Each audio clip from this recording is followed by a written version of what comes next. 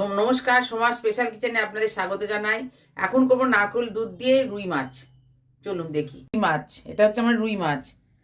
এটা হচ্ছে লেবুর রস, এটা হচ্ছে পেঁয়াজ বড় বড় করে কেটে রেখেছি, আর এটা হচ্ছে আদা রসুন, এগুলো আমি একসঙ্গে বেটে নেবো। এটা হচ্ছে কিশমিশ আর চালমগজ, এটাও বেটে নেবো। আচ্ছা, এটা হচ্ছে গরম মশলা, এটা হচ্ছে কাজু, এটা হচ্ছে গোটা কিশমিশ, এটা হচ্ছে টক দই, এটা হচ্ছে নুন, এটা হচ্ছে তেজপাতা, এটা হচ্ছে ঘি, এটা হচ্ছে চিনি, এটা হচ্ছে গরম মশলা, আর এটা হচ্ছে গোলমরিচ গুঁড়ো।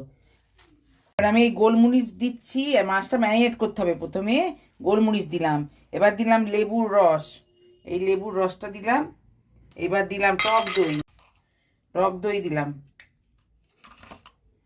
এইবার দিলাম নুন। এই দিয়ে মাছটা আবার ম্যারিনেট হবে আধ ঘন্টা।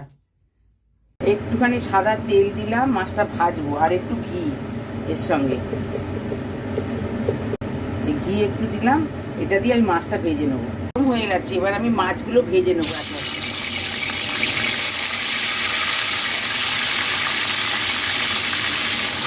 আমার মাছ ভাজা হয়ে গেছে, আমি এরকম করে সব মাছগুলো তুলে নেবো। এখন তুলে নিচ্ছি, আবার ভেজে নেবো অন্য মাছগুলো।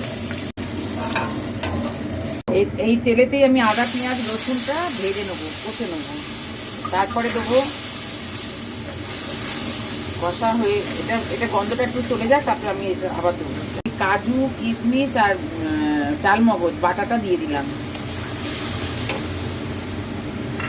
আমি গোটা কিশমিশটা দিয়ে দিলাম। এতে একটু চিনি দিয়ে দিলাম।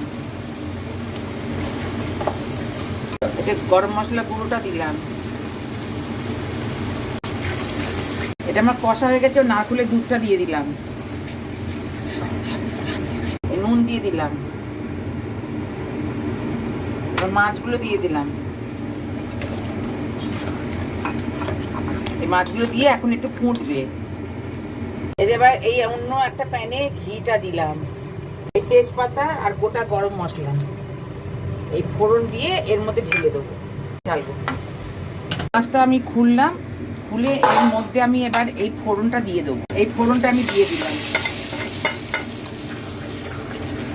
এটা ফুটে গেছে, এবার নামিয়ে নিচ্ছি আমি, গ্যাস বন্ধ করে।